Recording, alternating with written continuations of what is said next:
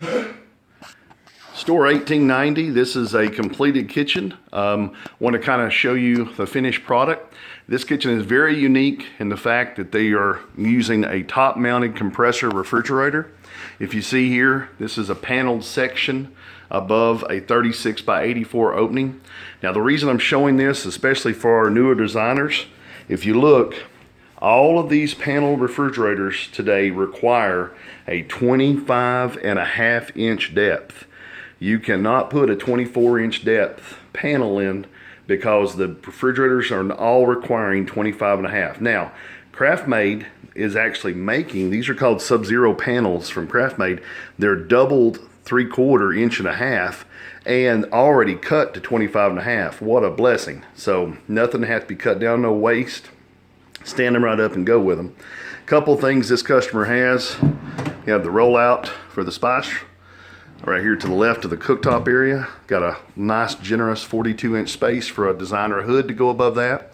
This customer decided to do riser moldings with molding to the ceiling, but as you can see, there's going to be some gaps and there's going to be some movement to that ceiling.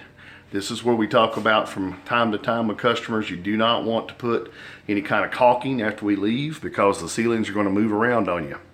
Customer also decided to use light rail. You can see the light rail here is about 1.75 inches wide.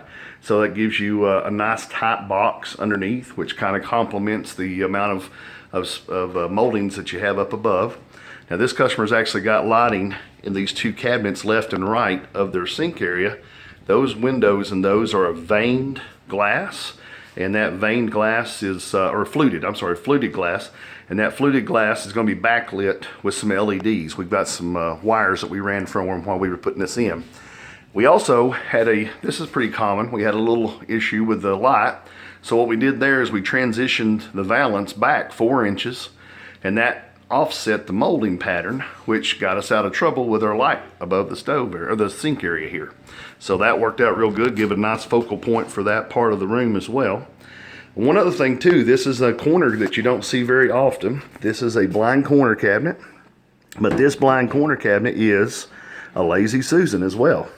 So that is how that works. The entire corner is set up to where it pulls forward and out to where you can utilize that entire drawer space or cabinet space. Then the drawer is a good 18 or 21-inch drawer to go along with it.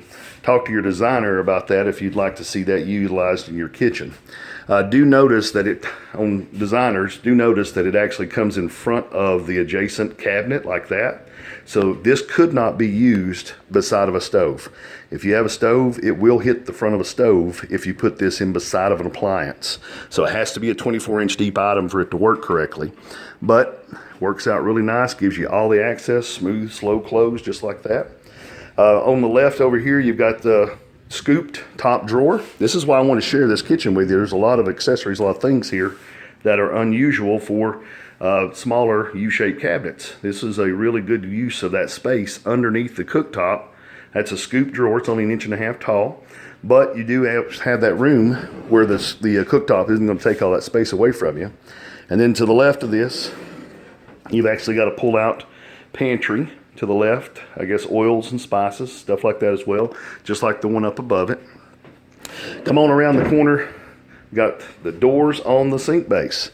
This is something we're seeing a lot of people do.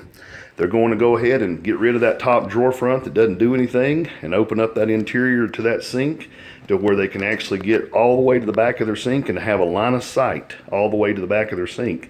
Makes your plumber really happy, really happy. Dishwasher is going to be here. They're going to use a stack drawer dishwasher. One thing we ran into this home, the corner was a little out of square, so we ended up having to scoot this over a little bit. This is really a big deal. The front of your hardware to the front of your frame, in this case, is about 2 inches. But look at that. It's recessed back in behind there, all right? So this must be something you take into consideration when you look at how wide that filler return is going to be right there, because your dishwasher drawers won't work without it. So make sure that when you're designing these things, you're taking into account the amount of hardware thickness that you have on the inside of those.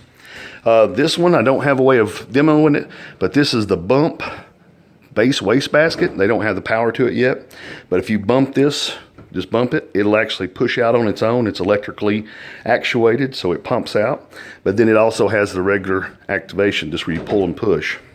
And then again, more features. This kitchen has tall pantry pull-out. This is probably one of the best uses of a thin pantry for storage. And it's counter-levered to where the weight of it will pull it back. But best uses of storage in a 15 or 18 inch cabinet that you can get right there.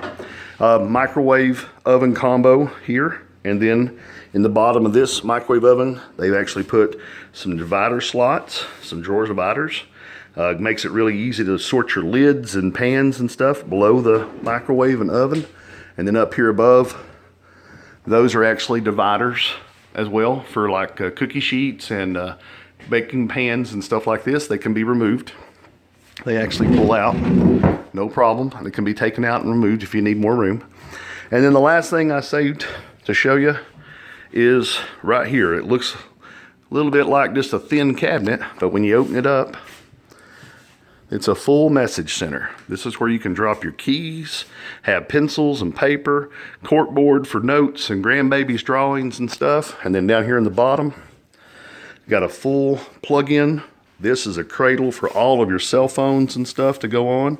All this is just places to store things that would be something you need, magazines, stuff like this in the bottom. Dry erase for every day, making notes on things. Just a really neat cabinet, and all it is 6 inches wide and is added right to the end of a run. Faces out on the end of a run. Now do notice, designers, we wrap the base with some molding on that, so it looks like it's a little bit different look on the bottom instead of just cabinets.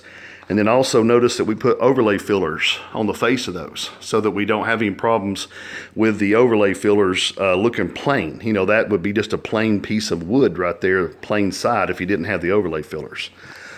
A couple more things real quick. The moldings on these did return. If you look, we're 1 inch right from the end of that. That's good measuring. That's what I say on that. That's 1 inch right from the end of that wall. And then this one over here, we had about 2 inches from the end of that wall. Remember, these crown molding returns, these are large stacks.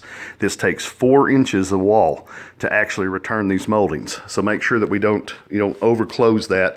You do not need to be really close to the end of the wall if you're going to try to return a large stack molding like that. Okay, if you have any questions for me, feel free to give me a call at 423-650-1051. Have a great day.